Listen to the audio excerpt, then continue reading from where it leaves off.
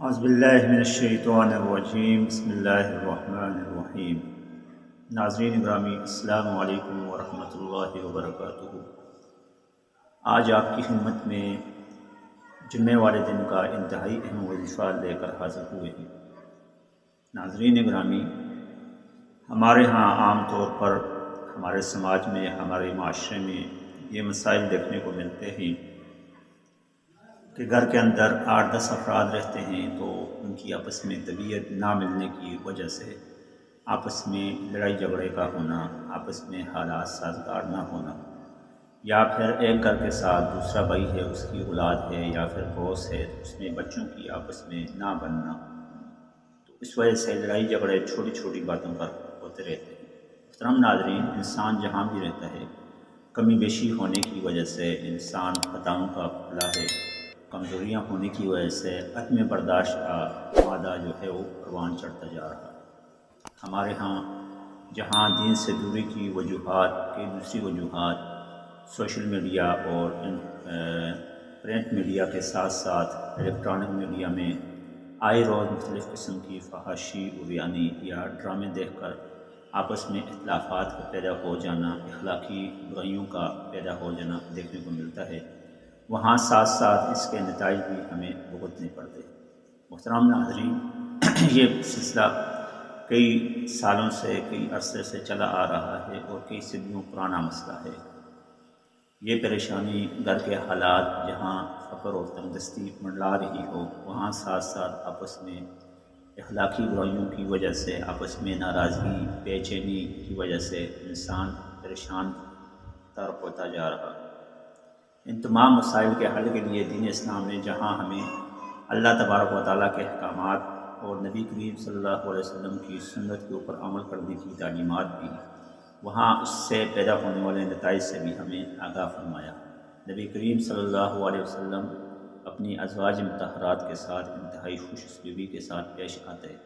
ان کے ساتھ انتہائی محبت کے ساتھ، الفت کے ساتھ پیش آتے اور یوں فرماتے کہ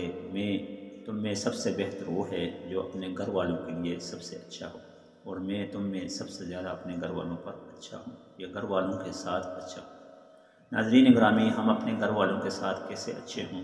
اس کے لیے بہترین طریقہ، بہترین روشنی نبی کریم صلی اللہ علیہ وسلم کی سیرت مبارکہ اور ان کی تعلیمات مبارکہ ہے۔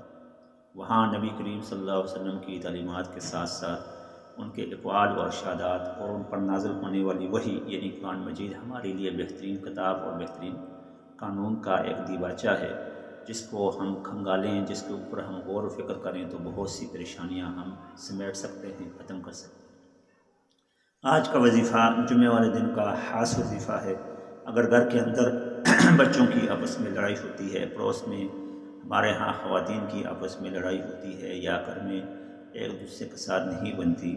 تو جمعے والے دن سورۃ الجمعہ کا خاص وظیفہ ہے۔ اس سورۃ مبارکہ کو جمعے والے دن جمعے کی نماز سے پہلے جب جمعہ کے لیے سنت غسل فرما لیں تو غسل کرنے کے بعد جمعہ کی نماز سے پہلے اس سورۃ کو تلاوت فرمائیں۔ تلاوت فرمانے کے بعد آپ اس کو پانی پر دم کر کے خود بھی پئیں اور گھر میں اپنے اہل و عیال، بچوں کو، بیٹیوں کو، بیٹوں کو پلائیں، ہو سکے تو ساتھ پڑوس میں بھی پلائیں۔ دم کیا ہوا پانی ہے تو اس سے انشاءاللہ شفا یابی ملنے کے ساتھ ساتھ بچوں کے اندر خوش اسلوبی، بچوں کے اندر برداشت کا مادہ پیدا ہو جائے گا اور آپس میں اتفاق و اتحاد سے رہیں گے۔ ناظرین گرامی، اس سورۃ مبارکہ یعنی سورۃ الجمعہ کو